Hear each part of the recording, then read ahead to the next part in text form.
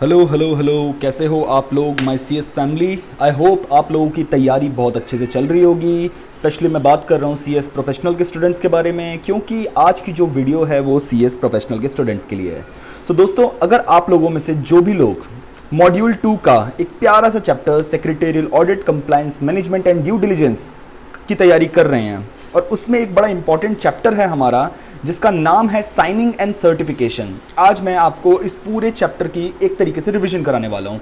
Not just revision, इस revision के अंदर इंक्लूड क्या होगा, पहली बात हम लोग रेफर क्या करेंगे, हम लोग पूरा का पूरा अपना मॉड्यूल रेफर करेंगे और कुछ नहीं। दोस्तों मान के चलिए कि मॉड्यूल अगर आप नहीं करके जा रहे हैं ना, तो कुछ ना कुछ आप अपने लिए ट्रबल के लिए तैयारी कर रहे हैं। क्योंकि कोई भी टीचर, कोई भी ऑथर अगर अपनी बुक प्रिपेयर करता है तो वो मोर और लेस इंस्पायर्ड मॉड्यूल से ही होती है। सिर्फ यही की जो आपकी डेफिनेशंस हैं, यहाँ के जो पैराग्राफ्स हैं, यहाँ के जो प्रोविजंस हैं, इन्हीं को जंबल करके वो लोग अपनी बुक्स में एडिट कर देते हैं, बट जो बेस रहता है वो मॉड्यूल ही रहता है।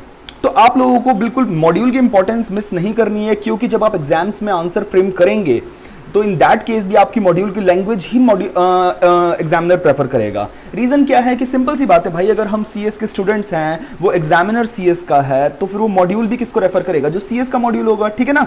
तो इस बात को ध्यान में रखना है। बट हाँ, what we will make sure कि जो चैप्टर के अंदर ना कई सारी चीजें ऐसी होती हैं जो बेकार नहीं होती, बट हमारे एग्जाम पॉइंट ऑफ व्यू से इतनी रेलिवेंट नहीं होती हैं। तो अगर नॉलेज हमें गेन करनी होगी तो हम उन चीजों को इन डिटेल पढ़ेंगे, बट अभी ये रिवीजन का काम चल रहा है यहाँ पे। और आप लोगों के अगले कुछ 1-1.5 महीने के अंदर आपके एग्जाम्स आने वाले हैं, तो हम लोग रिस्क नहीं लेंगे उन चीजों को पढ़ने के लिए which is not actually relevant for us. क्योंकि देखो, वो पढ़ने का टाइम बेसिकली हमारा जा चुका है। अब सिर्फ इस टाइम पे हम वो चीज करना ज्यादा प्रेफर करेंगे जो हमारी तैयारी को, एग्जाम की तैयारी को एनहेंस कर दे, ठीक है ना। तो मैं आपको इन डिटेल क्या बताने वाला हूं कि आपको किस तरीके से पढ़ना है बुक को, क्या क्या चीजें इंपॉर्टेंट है, और उनमें से कौन सी चीज है जिन्हें आप for the time being miss कर सकते हैं और आपको इसका कोई नुकसान नहीं होगा, ठीक है ना। चलिए ज्यादा टाइम वेस्ट नहीं करते हैं, अपने चैप्टर को शुरू करते हैं। और अगर आपको वीडियो अच्छी लगे, बाय द एंड आप बने रहिएगा। मैं कह रहा हूं कि आप लोगों को पक्का मजा आएगा, क्योंकि मैं कोई टीचर नहीं हूं, समझ लो, I am not a teacher, I am your big brother, ठीक है ना। सिर्फ मैं अपनी नॉलेज आप लोगों से शेयर करूंगा कि कैसे मुझे फायदा मिला, किस तरीके से मैंने पढ़ा, सो दैट मैं आप लोगों तक वो फायदा, वो तरीका पहुंचा सकूं, ठीक है ना। तो वीडियो को लाइक कर देना और मेरे चैनल को सब्सक्राइब कर देना, क्योंकि नॉट जस्ट दिस सब्जेक्ट, मैं और भी सब्जेक्ट्स की और भी सारी वीडियोस लाता रहूंगा, और कोशिश करूंगा कि आप लोगों का जो 10th अगस्त से एग्जाम स्टार्ट है उसमें वीडियो देखने वाले हर बंदे को बहुत ज्यादा फायदा हो। चलिए ज्यादा टाइम वेस्ट नहीं करते हैं, शुरू करते हैं। तो दोस्तों, चैप्टर का नाम है हमारा signing and certification. Signing and certification.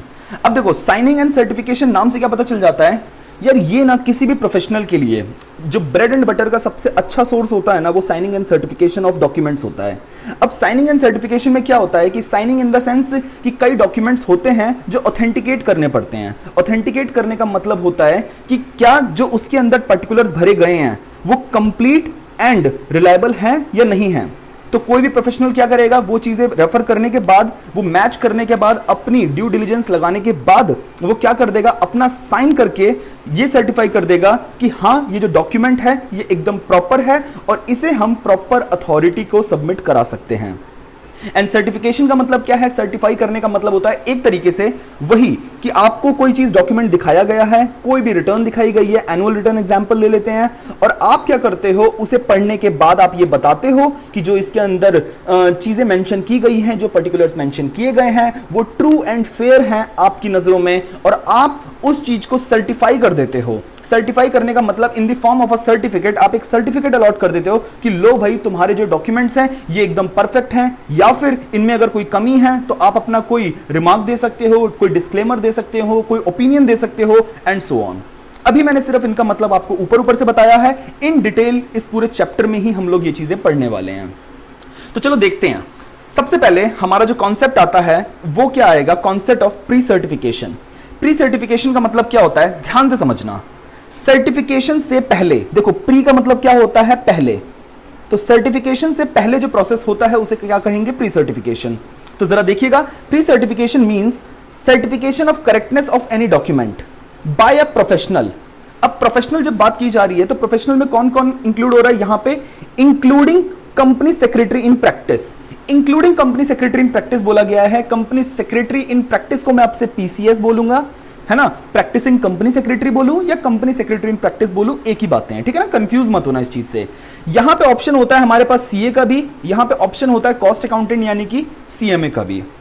But since हम लोग बुक किसकी पढ़ रहे हैं, हम लोग सीएस की बुक पढ़ रहे हैं, तो यहां पे ये बताया गया है कि सीएस का रोल क्या है, जो प्रैक्टिसिंग कंपनी सेक्रेटरी है उसका रोल क्या है, इसलिए हमने including company secretary in practice बोला है।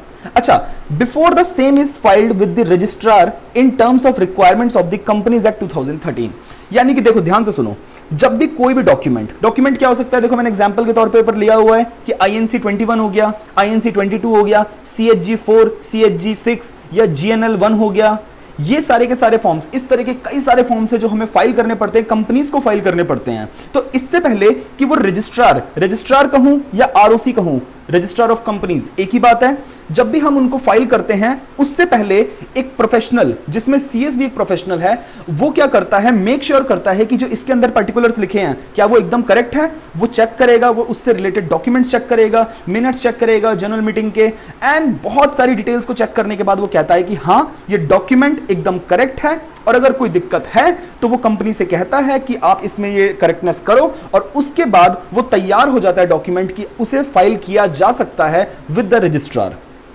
अब मतलब यानी कि एक प्रोफेशनल की बात पे भरोसा कर लिया जाता है कि हाँ अगर उसने उस चीज को पास कर दिया कि भाई एकदम ओके है, तो रजिस्ट्रार उसकी बात पर रिलाय कर सकता है कि हाँ ये सही है, और रजिस्ट्रार उसको ड्यूली क्या कर सकता है, फाइल कर सकता है, अपने पास रजिस्टर कर सकता है।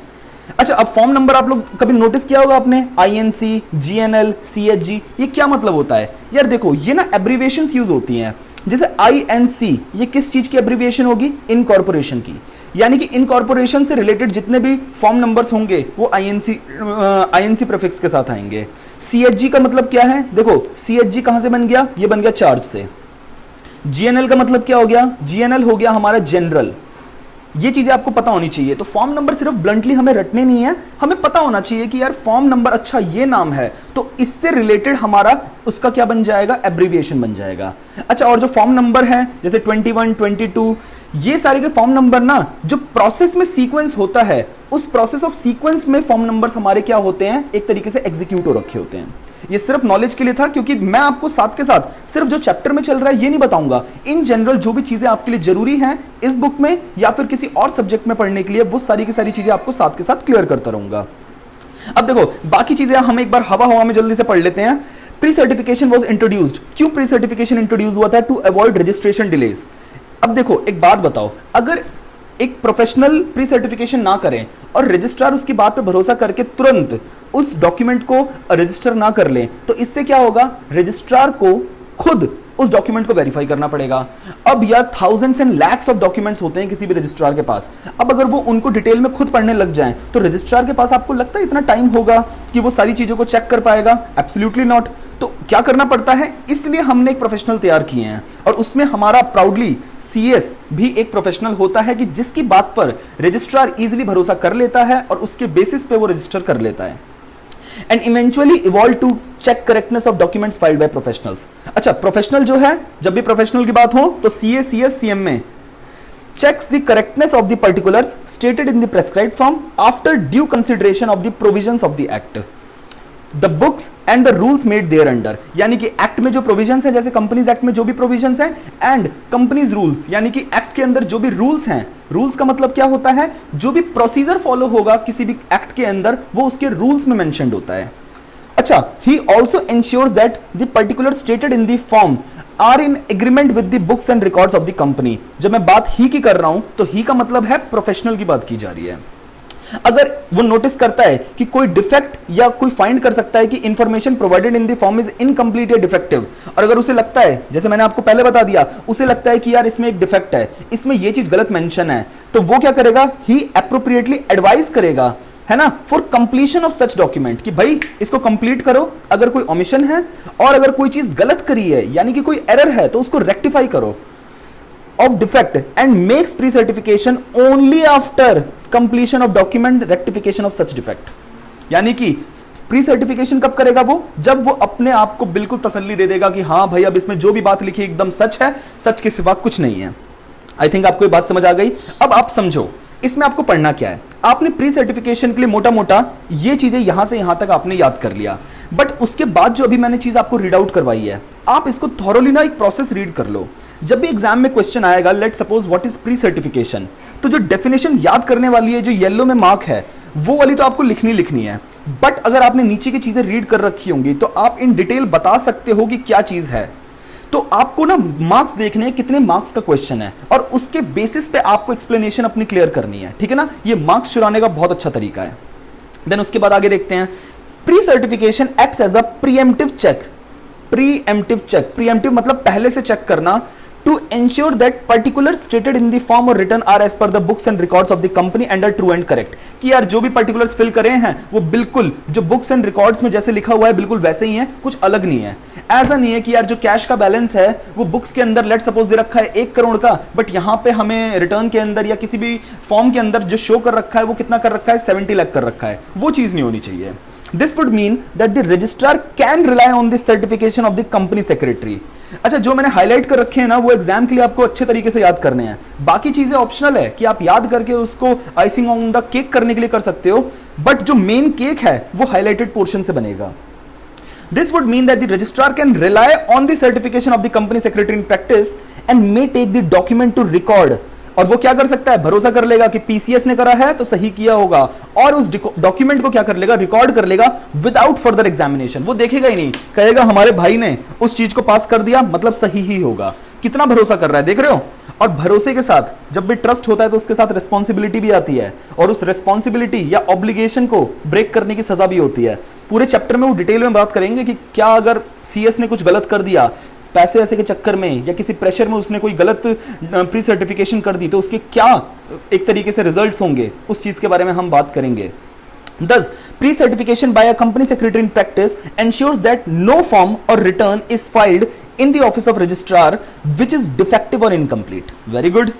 उसके बाद on the other hand, disclosure of information to shareholder is very important requirement। यार शेयर होल्डर कौन है, अल्टीमेटली जो सबसे ज्यादा किसी भी कंपनी के फंक्शनिंग से कोई स्टेक होल्डर अगर सबसे ज्यादा इफेक्ट होता है वो होता है उसका इन्वेस्टर या कहें शेयर होल्डर।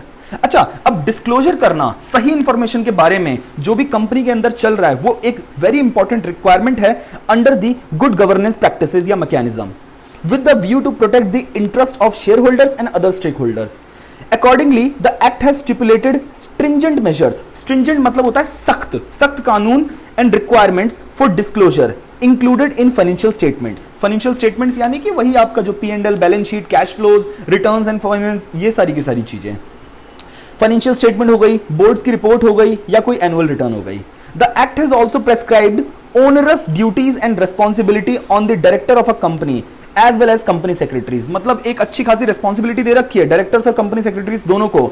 अगर इन्होंने पनिशमेंट भी है, अगर इन्होंने वायलेट किया, वायलेट मतलब करना होता है एक तरीके से खिलवाड़ किया या मतलब उसका पालन नहीं किया, किसका, प्रोविजंस ऑफ द एक्ट का, has also been enhanced under the act to ensure the correctness of information filed becomes very critical. अब the introduction of pre certification by an independent professional again CA, CS, CA जब वो practising होते हैं तो माना जाता है कि वो किसी कंपनी के इन्फ्लुएंस में नहीं है, और अगर इन्फ्लुएंस में नहीं है तो इसका मतलब कि उनसे उम्मीद की जाएगी कि आप जो भी सर्टिफिकेशन करोगे वो बिल्कुल करेक्ट होगी। In the e-form is aimed at self-regulation of companies and reduce the involvement of government machinery।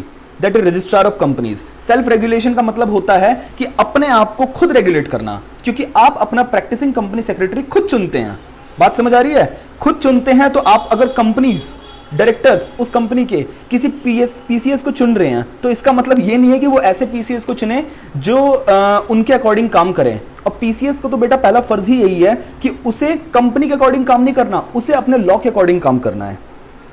Once an e-form has been pre-certified by a professional, जैसे ही कोई भी e-form यानी कि electronic form which is filed electronically, ठीक है ना। अभी जो हमने ऊपर बात करी है INC 1, INC 21, 22, INC 32, ये सारे के सारे जो e-forms हैं उन्हें प्री सर्टिफाई अगर कर दिया एक बार प्रोफेशनल ने टुवर्ड्स हिज ऑथेंटिसिटी मतलब originality, based on the particulars contained in the books of accounts and records of the company, same can be taken on record without further examination। If a professional, अब आ गया very important, देखो मैंने mention कर दिया है और ये highlighted है, मतलब आप एग्जाम में इस चीज को एटलीस्ट आपको लिख के आना ही आना है। If a professional gives a false certificate और omits any material information knowingly, जानबूझकर अगर उसने ये हरकत करी है, he is liable to punishment under the provisions of the act as well as for professional और other misconduct under company secretaries act 1980। यानी कि दो जगह से पहले जाओगे। अगर किसी प्रोफेशनल ने जानबूझकर कोई गलती करी है तो एक तो कंपनीज एक्ट में जो भी पनिशमेंट या लाइबिलिटी, इंप्रिजनमेंट जो भी लिखा हुआ है वो तो होगा ही, साथ में कंपनीज सेक्रेटरीज एक्ट जो 1980 है, हमारा जो बोर्ड है वो भी क्या करेगा, पनिश करेगा हमारे प्रोफेशनल को। यानी कि अगर सीए ने घपला करा तो जो company institute of chartered accountant of India है वो उनको झेलेगा। अगर कंपनी सेक्रेटरीज ने करा है तो कंपनी सेक्रेटरी एक्ट में इसके लिए प्रोविजन है, और अगर सीएमए ने किया तो वो उनके रेस्पेक्टिव एक्ट में प्रोविजन है। अब जरा समझते हैं, हिस्टोरिकल बैकग्राउंड है, ये एक तरीके से सेल्फ रीड वाली चीज है। आई थिंक आप लोग इस चीज को आराम से पढ़ सकते हैं। अब मैं आपको देखो यहां पे सिर्फ लिखा रहा हूं कि कैसे हिस्टोरिकल बैकग्राउंड क्या है। आप यार इसको ना डिटेल में अगर पढ़ोगे तो अवॉइड करना है delay in the registration of documents, जो पहले बातें बता चुका हूं कि यार रजिस्ट्रार के पास इतना ज्यादा वॉल्यूमिनस वर्क होता है और वो सारा काम खुद करेगा तो फिर जो प्रोसेस है वो बहुत लंबा हो जाएगा। सरकारी काम वैसे धीरे माना जाता है और धीरे हो जाएगा यहाँ पे, तो इसलिए हमने क्या करा, हिस्टोरिकल बैकग्राउंड कह रहा था कि यहाँ पे जरूरत है कि प्रोफेशनल की बात पे भरोसा किया जाए, तो लोगों ने प्रोफेशनल की बात पे भरोसा कर लिया और रजिस्ट्रेशन प्रोसेस को थोड़ा सा ज्यादा फास्ट कर दिया। उसके बाद अब क्या चीज आप अवॉइड कर सकते हो, देखो ये जो मैंने मार्क करा है ये वाला पोर्शन, ये चीजें हैं सेल्फ रीड की। ये पूरा सर्कुलर जो ओरिजिनल सर्कुलर है ना, ये उसके बारे में बात किया गया कि ओरिजिनल सर्कुलर में क्या लिखा है, ओनली फॉर सेल्फ रीड। आप सिर्फ इसको सेल्फ रीड कर लो नॉलेज के लिए, वो भी अभी मत करो, एग्जाम के बाद करना, क्योंकि यहां से आप एग्जाम में कुछ ज्यादा रेलेवेंट लिखने के लिए आपके पास होगा नहीं, तो आप इस चीज को अवॉइड कर सकते हो for the time being. I am not promoting कि आप कुछ भी छोड़ के जाओ, बट यार एग्जाम्स में आप मान के चलिए कि आप हर चीज पढ़ के याद करके जा पाओगे, ये पॉसिबल नहीं है, प्रैक्टिकल नहीं है। क्योंकि पछतावे से अच्छा है ना यार, देखो एक बार ना जब डिग्री आ जाती है ना तो उसके बाद आपके पास पूरी जिंदगी पड़ी है, आप आराम से इसको बैठ के पढ़ सकते हो, ठीक है ना, पूरी जिंदगी आपको भी यही करना है, बट उसके लिए डिग्री आना बहुत जरूरी है। क्योंकि डिग्री नहीं आई ना और आपने अंदर तक सर्कुलर पढ़ रखे हैं तो उसका कोई यूज नहीं है आपके पास, ठीक है। देन उसके बाद various certification by company secretary in practice. अब कौन कौन सी सर्टिफिकेशन है जो एक पीसीएस करता है, the e form should be certified by the company secretary in whole time practice. अच्छा ये नहीं है आधी अधूरी, होल टाइम प्रैक्टिस उसका प्रॉपर ऑफिस है, वो काम ही उसका सिर्फ पीसीएस का है, ठीक है ना। Cost accountant whole time practice, CA भी whole time practice by digitally signing the e form. अब डिजिटली साइनिंग ई फॉर्म मतलब एक सिंपल सी बात है, अगर ई फॉर्म इलेक्ट्रॉनिकली फाइल हो रहा है तो जो उस पे सिग्नेचर भी होगा वो भाई मैनुअल सिग्नेचर तो हो नहीं सकता। अब आप क्या कंप्यूटर के मॉनिटर की स्क्रीन पे थोड़ी ना सिग्नेचर करोगे बात समझ रहे हो, तो आपको क्या करना पड़ेगा, एक डिजिटल सिग्नेचर की फैसिलिटी होती है ना, डीएससी जैसे हम प्यार से कहते हैं, डिजिटल सिग्नेचर। वो क्या होता है, पेन ड्राइव में आप जिसने ऑफिस में काम करा है उसे तो पता होगा कि आप क्या कर देते हो, एनक्रिप्ट कर देते हो अपने सिग्नेचर को और उसे पेन ड्राइव में फीड कर देते हो, और जब भी आप कोई भी फॉर्म या रिटर्न फाइल करते हो तो आप उस डीएससी को यूज कर लेते हो, और उस डीएससी को आपने अगर अटैच कर दिया तो ये माना जाता है कि एज अ प्रोफेशनल आपने सिग्नेचर कर दिया है, ठीक है ना। उसके बाद the following e forms filed by companies other than 1% company and small company. देखो ऑल कंपनीज, अरे यार ये गाढ़ा गाढ़ा क्यों है, एक minute, all companies except 1% company और स्मॉल कंपनी, इनका अलग ट्रीटमेंट है, क्योंकि इन कंपनीज को अलग ट्रीट किया जाता है क्योंकि इनका जो दायरा है बिजनेस का वो थोड़ा छोटा होता है। तो जो बाकी कंपनीज के लिए रूल एप्लीकेबल होते हैं, लिस्टेड कंपनी या फिर बड़ी पब्लिक कंपनीज जो होती हैं या बड़ी प्राइवेट कंपनीज जो होती हैं, उनके लिए जो रूल है वो एक रूल फॉलो होता है। और जो ये 1% कंपनी एंड स्मॉल कंपनी है, ये बेटा नेचर से ही बहुत छोटी कंपनीज हैं, तो इनके लिए उतने स्ट्रिक्ट रूल्स फॉलो नहीं होंगे जितना बाकी कंपनीज के लिए फॉलो होंगे, ठीक है। shall be pre-certified by the chartered accountant या company secretary or as the case may be cost accountant in whole time practice। क्या है वो ई फॉर्म्स, जरा देखो नाम यहाँ पे लिखा है, INC 21, 22, 28, PAS 3, SHG 7। SH का मतलब क्या है, देखो SH का मतलब हो जाएगा शेयर होल्डर, शेयर होल्डर। फिर उसके बाद CHG की जितनी है, MGT का मतलब क्या हो गया, MGT का मतलब हो गया मैनेजमेंट, DIR का मतलब क्या हो गया है, डायरेक्टर। देखो जैसा नाम वैसा ही उसका एब्रिविएशन यूज हुआ है, ठीक है ना। देन उसके बाद ये सारे के सारे फॉर्म्स के आपके नाम दे रखे हैं। अब फॉलोइंग जो ई फॉर्म्स है, जो नीचे दिए हुए ई फॉर्म है, filed by companies again other than 1% company and small companies shall be pre certified in the following manner.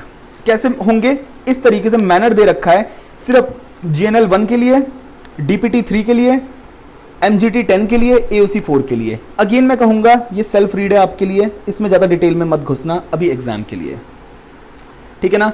उसके बाद अभी बाकी जो चीज़ें हैं मैं कहूंगा कि अगर आप इसे अभी सेल्फ रीड पर्पस के लिए ही रखें तो ज़्यादा अच्छा रहेगा।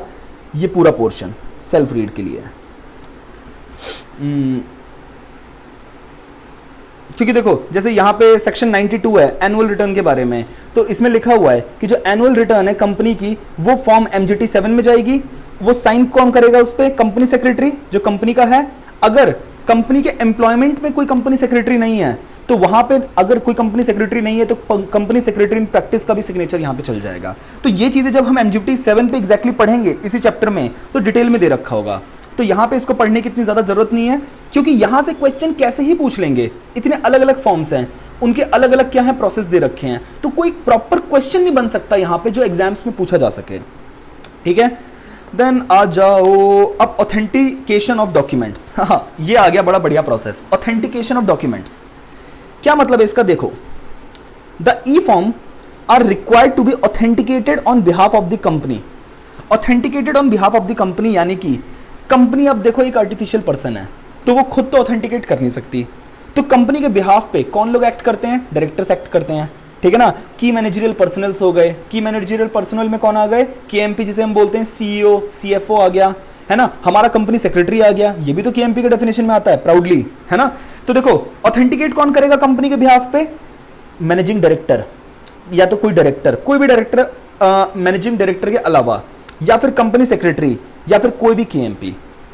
उसके बाद in case of any change in directors और company secretary the form relating to appointment of such directors और CS is required to be filed by continuing directors या सेक्रेटरी ऑफ द कंपनी। ये सिंपल सी बात है, यानी कि अगर कोई डायरेक्टर हमारा क्या हो रहा है एक तरीके से उसका अपॉइंटमेंट कर रहे हैं तो जो एग्जिस्टिंग डायरेक्टर्स हैं वो करेंगे, क्योंकि सिंपल सी बात है ना भाई, जो अभी बंदा डायरेक्टर है ही नहीं जिसको अभी हम अपॉइंट कर रहे हैं वो बंदा कैसे ऑथेंटिकेट कर सकता है? तो बचे हुए जो डायरेक्टर हैं जो अभी कंटिन्यूइंग डायरेक्टर्स हैं वही लोग तो ऑथेंटिकेट करेंगे। अब ऑथेंटिकेशन का मतलब देखो क्या है, एक तरीके से सिग्नेचर करना। ऑल द ई फॉर्म्स जब भी वो फाइल होते हैं सबसे पहले वो ऑथेंटिकेट करे जाते हैं ऑथोराइज सिग्नेटरीज के द्वारा। ऑथोराइज सिग्नेटरी मतलब, ऑथेंटिकेट मतलब होता है कि पहले अंदर के लोग जो भी डायरेक्टर्स हैं जिनको जिम्मेदारी है ये बताने के लिए कि हाँ भाई ये हमारी नजरों में एकदम ट्रू एंड फेयर है, इसमें लिखी हुई एक एक बात, तो वो ऑथराइज सिग्नेटरीज हो जाते हैं, ठीक है ना। वो कौन हो सकते हैं? जो मैंने नाम लिख दिया है, MD CS KMP या कोई अदर डायरेक्टर। तो देखो क्या हुआ, ई फॉर्म सबसे पहले क्या करना है? फिल करना है। उसे प्रॉपरली फिल करा, उसमें प्रॉपर अटैचमेंट्स लगाई, जो भी चीज अटैच करनी है, कोई भी डॉक्यूमेंट, कोई भी PDF, कोई भी फाइल अगर अटैच करनी है, जो आपने बातें लिखी हैं, फिल करी हैं, जो उनको जस्टिफाई कर सकें या जो मांगी गई है किसके द्वारा, जो हमारे MCA ने मांगा है, वो सारी की सारी चीजें। फिर ऑथेंटिकेट कैसे करेंगे? जो सिग्नेचर्स करेंगे। उसके बाद जैसी ऑथेंटिकेशन हो जाएगी, यानी कि अंदर लोगों ने अगर कह दिया कि ट्रू एंड फेयर है, फिर हम जाएंगे प्री सर्टिफिकेशन के लिए किसके पास? CS CA और CMA के पास। और प्री सर्टिफिकेशन के बाद वो क्या होता है? ROC को सीधे फाइल होता है। देखो लिखा है ना, both required to ensure that forms are properly filled, क्योंकि देखो पहले अंदर के लोग फिर बाहर का प्रोफेशनल, दो लोगों ने, दो भरोसेमंद लोगों ने अगर किसी बात को कह दिया है कि हाँ भाई बिल्कुल सच लिखा है इसमें, तो ROC के पास ना कोई वजह नहीं है ना मानने की, ठीक है ना। Filled and proper attachments are made prior to filing. अच्छा एक चीज मैंने लिखी हुई है, फिल और फाइल में डिफरेंस है। फिल का मतलब क्या होता है? फॉर्म को फिल करना, पर्टिकुलर्स को फिल करना, और फाइल करना मतलब क्या होता है कि ROC को फाइल करना, ठीक है ना। ये आपको समझ आना चाहिए, बच्चे कभी कभी कंफ्यूज हो जाते हैं, जिसको आता है और ऑब्वियस लगता है तो प्लीज यार मत सोचना कि सर इतनी बेसिक चीजें क्यों बता रहे हो। अभी आप में ही कई सारे लोग हैं जिनको छोटी छोटी चीजें नहीं पता होती, उन्हें तुर्रम खान की तरह एक एक प्रोविजन पता होता है, सब रूल्स सब चीजें पता होती हैं, बट बेसिक चीजें पता नहीं होती हैं, ठीक है ना। उसके लिए मेरा बताना फर्ज बनता है, इसलिए मैं बता रहा हूं। फिर scanned image of documents must be of the original sign document. अच्छा अब क्योंकि ई फॉर्म फाइल करना है तो जो डॉक्यूमेंट हम क्या कर रहे हैं, अटैच कर रहे हैं, उसको स्कैन करना पड़ेगा, ऑफ कोर्स सी बात है। अब स्कैन किस डॉक्यूमेंट को करोगे? जेरोक्स को मत कर देना, ओरिजिनल, ये देखो ओरिजिनल साइन डॉक्यूमेंट को ही क्या करना है? स्कैन करना है। relevant to the e-forms and the scanned document image shall not be left blank without bearing actual signature of the authorized person। और उसमें एक्चुअल सिग्नेचर होना चाहिए जो भी पर्सन ऑथराइज्ड है। ऑथराइज्ड कौन से? वही जो MD, डायरेक्टर, CS और बाकी जो KMPs हैं। फिर the person signing the form and the professional certifying the form are responsible to ensure that all the required attachments relevant in the form have been attached completely. बाकी बात खत्म. ये जो चीज है ये मैंने यहाँ पे जो लिखी हुई है, ये सॉरी ये वाली, इस प्रोसेस को लिखा हुआ है यहाँ पे. देन अगला पॉइंट क्या निकल के आता है भाई, point to be kept in mind with regard to pre certification. अब सबसे इंपॉर्टेंट चीज है भाई प्री सर्टिफिकेशन से पहले, अब क्योंकि ये बुक किसकी है, सीएस की, और सीएस को क्या करना है ये सबसे इंपॉर्टेंट चीज होगी जो एग्जाम पॉइंट ऑफ व्यू से भी रेलेवेंट होगी. तो हम हर वो चीज जो सीएस से रिलेटेड है, जहां पे सीएस का रोल इन्वॉल्व है, मान के चलो यार लाइफ में तो इंपॉर्टेंट है ही, प्रैक्टिकल वर्ल्ड में एज वेल एज वो एग्जाम्स के लिए भी रेलेवेंट है. क्योंकि बाय हुक और बाय क्रुक जो आईसीएसआई है वो इंश्योर करना चाहता है कि जो हमारा सीएस का स्टूडेंट है उसको अपना फर्ज पता हो. ठीक है ना. उसके बाद देखिएगा, it is duty of the company secretary in practice to check and verify thoroughly the correctness of the contents of the form before certifying it as correct. मेरी बात एक बार ध्यान से सुनना, यहाँ पे एक ही बात बार बार रिपीट हो रही है, चेक करो, वेरीफाई करो कि जो डॉक्यूमेंट्स हैं वो एकदम करेक्ट हैं या नहीं है.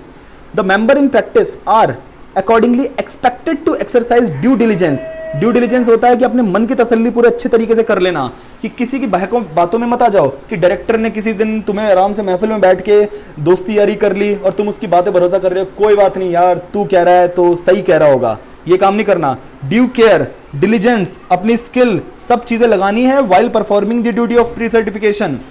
वरना अगर ये भरोसा खराब हुआ तो बहुत बुरे पेले जाओगे. ठीक है ना. A pre-certification of forms is therefore not a routine या mechanical exercise. ये कोई routine या mechanical exercise नहीं है. वो जो कैश बुक फिल कर रहे हो तुम, छोटे मोटे जो काम रिटर्न्स फाइल कर रहे हो छोटी मोटी, ये वो वाला काम नहीं है, रूटीन काम नहीं है भाई. ये सब काम ना बहुत इंपॉर्टेंट है. यहाँ पे सीधे आरओसी से डील होती है, और आरओसी से डील है मतलब एक तरीके से कंपनीज एक्ट का फ्रेम आप उसको डील कर रहे हो, यानी कि आप अपने कंपनी के अकाउंट्स को पैक कर रहे हो. तो वो रूटीन नहीं है. आपको इस चीज को थोड़ा ध्यान से करना पड़ेगा.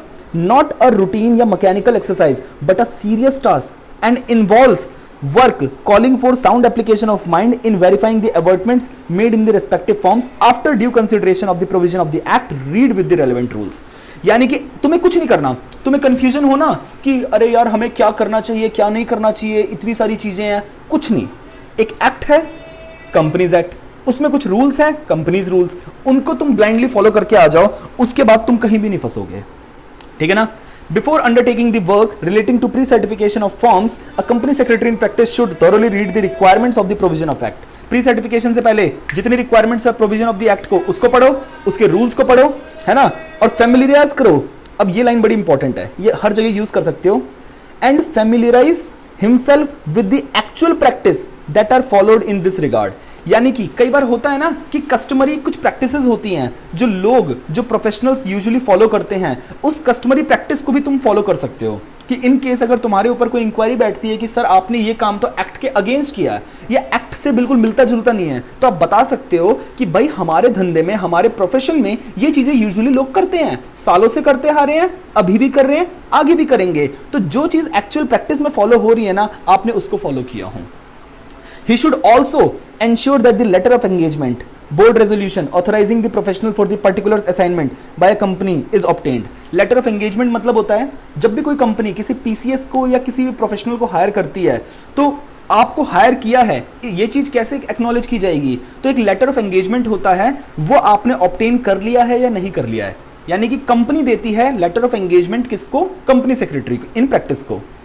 एक फिजिकल और स्कैन्ड कॉपी रखो सारे डॉक्यूमेंट्स की जो आपने वेरीफाई किए हैं. ठीक है ना. Subject to confidentiality and requirement, यानी कि आप अब उन डॉक्यूमेंट्स को स्कैन करके अपने पास स्टोर तो कर सकते हो, बट यार किसी के साथ शेयर मत करना. कॉन्फिडेंशियलिटी आपका सबसे सुप्रीम, आपकी जो रिस्पॉन्सिबिलिटी है वो है अपने क्लाइंट के जो डॉक्यूमेंट्स, जो भी उसने भरोसा करके आपको दिखाए हैं, उनको कॉन्फिडेंशियल रखना. ऑब्टेन करो signatures of the authorised signatories on the e forms in presence of professional. ठीक है ना. मतलब ऑब्टेन सिग्नेचर, ऑथराइज सिग्नेचरीज की अपनी प्रेजेंस में ही सिग्नेचर्स देखो. ये नहीं कि वो बैठ के कहीं यूरोप में उसने सिग्नेचर कर दिया ना, अपनी आंखों के सामने करवाओ. Ensure that all relevant documents and attachment in the form are legible and visible.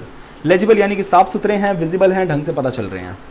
अब कुछ डूज एंड डोंट्स, यार ये मेरे को बड़ा इंपॉर्टेंट लगता है. प्रैक्टिस में तो बेटा भयंकर इंपॉर्टेंट है, और यहां पर भी इंपॉर्टेंट है, आप इग्नोर नहीं कर सकते हो इसे. ठीक है ना. ध्यान से देखो. Before filing e-form, the professional should go through instruction kit instruction kit क्या होती है भाई, एमसीए ने ना अपने पोर्टल पे MCA 21 पे एक इंस्ट्रक्शन किट दे रखी है जिसमें आपको बेसिक चीजें बता रखी हैं कि आपको क्या क्या चीजें फॉलो करनी है वाइल फाइलिंग ई फॉर्म्स, यानी कि क्या क्या रिक्वायरमेंट्स है रजिस्ट्रार को ई फॉर्म फाइल करने से पहले। इंस्ट्रक्शन किट जैसे एक होता है ना कि जब आपका नया एसी आता है या नया फ्रिज आता है तो उसमें एक मैनुअल आता है, साथ में एक कॉपी सी आती है, या फोन आता है उसमें एक छोटा सा मैनुअल आता है जिसमें लिखा होता है कि इस पर्टिकुलर अप्लायंस को यूज कैसे करना है। वैसे ही MCA 21 की वेबसाइट को कैसे यूज करना है इसके लिए एक इंस्ट्रक्शन किट होती है, उस पर आप उसको रेफर करोगे, उसके बाद ही आगे जाओगे। अब क्या होता है कि धीरे धीरे फॉर्म भरते भरते ना आपको इंस्ट्रक्शन किट के इंस्ट्रक्शंस याद हो जाती हैं, तो उसके बाद चेक करना जरूरी नहीं है, ठीक है ना। अच्छा, इंश्योर करना है आपको कि आप लेटेस्ट वर्जन यूज कर रहे हो किसी भी ई फॉर्म का। अब भाई आज चल रहा है 2021 और आप 2018 का किसी ई फॉर्म को अगर यूज कर रहे हो तो भाई एमसीए कैसे एक्सेप्ट करेगा। उसको डाउनलोड करो फ्रॉम द एमसीए की वेबसाइट, किसी और जगह से डाउनलोड मत करो, कहीं अवेलेबल है भी तो एमसीए की वेबसाइट से ही करना है, क्योंकि वो तभी क्या होगा एक तरीके से ओरिजिनल माना जाएगा। DIN मैंडेटरी है। DIN का मतलब क्या होता है भाई, डायरेक्टर आइडेंटिफिकेशन। सर ये चीजें मत बताओ, हमें पता है, कोई बात नहीं, पता है तो एक और बार पता चल जाएगा। Director identification number is mandatory for filing of documents. बिना इसके तो भाई साहब DIN के आप ई फाइल कर ही नहीं सकते हो। यानी कि अगर किसी डायरेक्टर ने ऑथराइज सिग्नेटरी है वो, ठीक है ना, कंपनी के बिहाफ पे साइन कर रहा है और उसका DIN नहीं है तो उसका DSC नहीं चलेगा। Therefore, professional should ensure that the details related to DIN of the directors has been updated on the MCA portal. Digital signature क्या है, मैंडेटरी है, and the same should be registered on MCA portal. सिर्फ digital signature करके काम नहीं चलेगा, pen drive में आपने फीड कर लिया, भाई साहब आपको उसे MCA के पोर्टल पर रजिस्टर भी करना है कि MCA को पता तो हो कि हाँ यार ये बंदा, इसका सिग्नेचर, ये बंदा डायरेक्टर है और ये हमारे पास रजिस्टर्ड है तो इसका सिग्नेचर एप्लीकेबल होगा। Attachments to the e forms should be complete and all pages of the attachment should be page numbers and shall be attached in order. यानी कि जितने भी अटैचमेंट्स हैं, जो भी आप फाइल को अटैच कर रहे हो, जो भी PDFs को अटैच कर रहे हो, वो कंप्लीट होने चाहिए और कॉन्सिक्यूटिवली क्या होने चाहिए, अरेंज होने चाहिए। यानी ये नहीं होना चाहिए कि पहले पेज के बाद सीधे 7वां पेज आ रहा है, फिर दूसरा पेज आ रहा है, फिर छठा पेज आ रहा है, पहला, दूसरा, तीसरा, चौथा, पांचवा, छठा, इस सीक्वेंस में होना चाहिए। अच्छा, don't wait for last days और the due date of filing of e forms. ये तो भाई आपके CS प्रोफेशनल का फॉर्म भरना हो, एग्जामिनेशन फॉर्म, या लाइफ में कुछ भी करना हो, भाई लास्ट डे हसल मत रखो। आप उससे पहले 2-4 दिन पहले ही कर लो ना यार, सेफर साइड के लिए, कि अगर लास्ट डे में कोई मान इतनी इमरजेंसी के अंदर अगर कोई वेबसाइट क्रैश कर गई या फिर आपकी कोई XYZ प्रॉब्लम हो गई, आपका इंटरनेट नहीं चला, तो ये कोई दिक्कत ना आए, ठीक है ना। Don't fill up the forms in hurry. अरे जल्दीबाजी में, कोई जल्दी का काम शैतान का, और आप शैतान नहीं हो, आप कंपनी सेक्रेटरीज हो। Ensure that all the entries in the forms are correct and as per the supporting documents to be attached. Option for revision, cancellation of e-forms is not available on MCA portal once it is taken on record. यानी कि revision और cancellation का scene नहीं है, एक बार file करने से पहले जितना चेक करना है कर लो, जैसे एक बार फाइल कर लिया तो आप रिवाइज नहीं कर सकते हो। Revision cancellation is not available on MCA portal, जैसे ही एक बार रिकॉर्ड कर लिया गया। तो इसलिए कहा गया है कि हरी में नहीं करना, आपको क्या करना है, तसल्ली से करना है, क्योंकि एक बार अगर आपने रिकॉर्ड में लिखवा दिया रजिस्ट्रार को, उसके बाद ना तो वो कैंसिल हो सकता है ना ही रिवाइज हो सकता है। Don't forget to pay the filing fees before the expiry date of the challan. यानी कि जैसे आप फॉर्म फाइल करते हो तो उससे रिलेटेड अगर कोई फीस एनेक्स्ड है, यानी कि कुछ फीस अगर आपको देनी है, तो जैसे आप फॉर्म फाइल करते हो ना तो एक चलान आ जाता है। चलान यानी कि एक तरीके से पेमेंट करनी है इस चीज का एक डॉक्यूमेंट, वो उसकी एक ड्यू डेट होती है कि आपको तब तक पैसे पे कर देने हैं उस फॉर्म से रिलेटेड। तो वो जो फाइलिंग फीस है एक्सपायरी डेट से पहले आपको पे कर देनी है, ये तो बड़ी ऑब्वियस सी बात है। As non payment of fees will be liable to cancellation of transaction. अगर आपने फीस पे नहीं करी तो वो जो आपने जो भी डॉक्यूमेंट फाइल किया है वो कैंसिल कर दिया जाएगा। सिंपल सी बात है। Keep track on various events of the clients companies and encourage companies to keep the updated filing to avoid regulatory actions। अपनी कंपनीज जो भी आपके क्लाइंट्स हैं उनको बताते रहो कि सर अगर आप रेगुलेटरी एक्शंस को अवॉइड करना चाहते हो, कोई आपके यहाँ पे सरकारी बाबू का आना जाना आप नहीं चाहते हो, तसल्ली से सिर्फ बिजनेस करना चाहते हो, तो टाइम पर आप क्या कर दो, अपनी सारी फाइलिंग कंप्लीट रखो। Select correct category to download e form for respective services. Correct category for to download e forms for respective services, किस सर्विस के लिए किस ई फॉर्म की जरूरत है वो कैटेगरी आपको पता होनी चाहिए, और वो आपको पता ही होगी क्योंकि आप कंपनी सेक्रेटरीज हो, तो उनको तसल्ली से सेलेक्ट करना है। अटैच करो the required documents duly scanned और converted into PDF with minimum size as possible. यानी कि जो मिनिमम साइज एज पॉसिबल यानी कि एक लिमिट होती है कि आपको इतने साइज की ही फाइल रखनी है। ये नहीं कि आपने 108 मेगापिक्सल के कैमरे के साथ अगर किसी डॉक्यूमेंट को स्कैन कर दिया और वो फाइल बन गई 10-12 MB की, तो भाई वो काम नहीं चलेगा। जितना पीडीएफ को आप श्रिंक कर सकते हो उतना श्रिंक करके आपको देना है, ठीक है। Use various inbuilt utilities. Inbuilt utilities यानी कि जब भी आप फॉर्म फाइल करते हो तो उसमें आपको कुछ ऑप्शंस मिलते हैं, जैसे प्रीफिल। प्रीफिल यानी कि कंपनी का जो मास्टर डेटा होता है उससे तुम कंपनी की बेसिक डिटेल्स प्री फाइल कर सकते हो। जो चीज़ें, जो डिटेल्स कंपनी के बारे में, लाइक उसका नाम, उसका CIN नंबर, उसके बारे, उसके डायरेक्टर की डिटेल्स, वो सारी की सारी MCA के रिकॉर्ड में ऑलरेडी अपडेटेड रहती हैं। तो बार बार आप लिख के टाइप करो, इससे अच्छा है कि आप प्री फिल कर दो एक बार में और कंप्लीट करो फॉर्म को by clicking on check. Check और प्री स्क्रूटनी से क्या हो जाता है, आप जब भी फाइल कर रहे होते हो उससे पहले आप इन चीज़ों को चेक और प्री स्क्रूटनी से वेरीफाई कर लेते हो कितने MCA फैसिलिटीज दे रहा है, कि चेक और प्री स्क्रूटनी से आपको ये पता चल जाएगा आपने कुछ गलत तो फाइल नहीं किया। अगर जिसको जानबूझ के गलत फाइल करना होगा ना, सिर्फ वो बंदा ही गलत फाइल करेगा, वरना MCA ने अपनी तरफ से कोई मौका नहीं छोड़ा हुआ है कि आपसे कोई गलती हो। Check the date of resolution and minute book. जो भी डॉक्यूमेंट है, जो भी रेजोल्यूशन पास हुआ है, चाहे बोर्ड्स रेजोल्यूशन है ना, तो वो उसकी डेट चेक करो। मिनट्स बुक, जो जनरल मीटिंग की मिनट बुक है उसमें चेक करो। Which authorise the director secretary before filing the date of resolution in the form. DSC used by director या secretary या signatory should be same as per authority delegation by the board etc. यानी कि DSC same होना चाहिए जो authority दी गई है। यानी कि अगर let suppose mister A is a director, उनको क्या दिया गया है, उनको ऑथराइज किया गया है कि तुम कंपनी के बिहाफ पे साइन कर सकते हो, तो मिस्टर A ही होने चाहिए। मिस्टर B अगर डायरेक्टर हैं तो उनको ऑथराइज नहीं करना इस चीज के लिए, ठीक है ना। तो ये चीज आपको पता होनी चाहिए।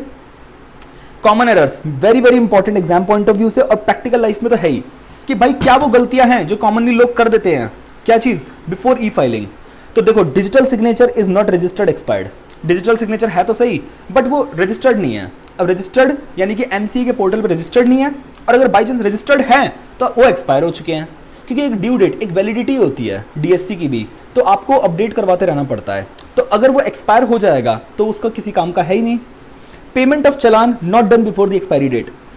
वो जो पेमेंट करनी थी फीस की, जितनी भी फीस थी अटैच्ड, उसकी पेमेंट आपने एक्सपायरी डेट से पहले करनी भूल गए, क्योंकि भाई आप फॉर्म फाइल करना याद रखता है बट पैसे देना भूल जाता है बंदा। Duplicate payments has been made. Duplicate payments, एक ही चीज की 2 बार पेमेंट कर दी, मत करो ना यार। आप जो भी चीज है उसको ऑन रिकॉर्ड रखोगे तो दिक्कत होगी नहीं। Excess size in the form, वो जो मैंने बताया ना कि वो 108 मेगापिक्सल के कैमरे से आपने इमेज को स्कैन करा है, वो काम मत करना। जितना कम हो सकता है उतना कम करना।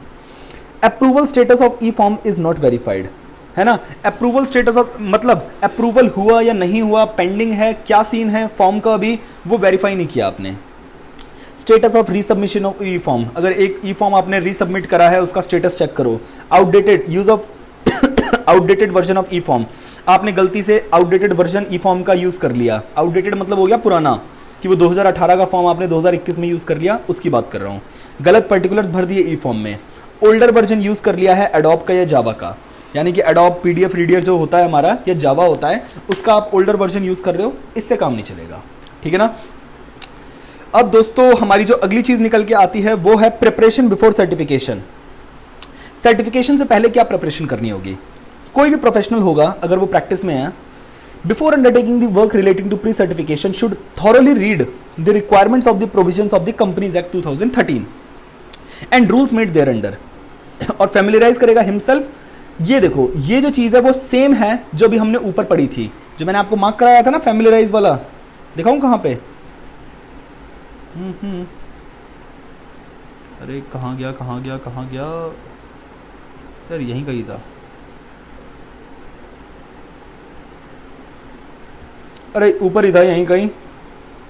वो फैमिलियराइज का आप लोगों को सेक्शन पता होगा, अपनी बुक में आपने मार्क किया होगा, वहीं से रीड कर लेना, ठीक है। अभी टाइम वेस्ट नहीं करते हैं। फिर क्या इंश्योर करना है कि देखो, एंश्योर लेटर ऑफ एंगेजमेंट, ये भी हमने बात पढ़ी हुई है कि लेटर ऑफ एंगेजमेंट आपने ऑब्टेन कर लिया है, ठीक है ना। Authorising the professional for the assignment by the company to be obtained, ठीक है ना। उसके बाद wherever the instance is possible it is recommended to record such appointment in the minutes of the board meeting.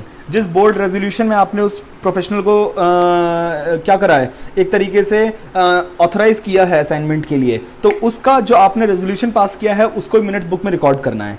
एक physical और scan copy करो all documents की verified जो है, और ensure subject to confidentiality requirement. भाई ये चीज़ें बिल्कुल सेम टू सेम रिपीटेड, जो अभी ऊपर आपने पढ़ा है वही सेम चीज़ें यहाँ पे रिपीट हुई हैं, ठीक है ना, इस चीज़ का ध्यान रखना है। दोस्तों अभी इस वीडियो के अंदर सिर्फ इतना ही करते हैं, जस्ट अभी थोड़ी देर में आपको एक और वीडियो बनाई जाएगी जिसमें हम बाकी का बचा हुआ पोर्शन कंप्लीट कर देंगे, ठीक है ना।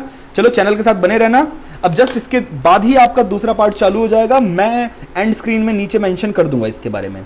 चलो see you guys in the next video, bye bye, take care, practice जोर से करना, ठीक है, बाय।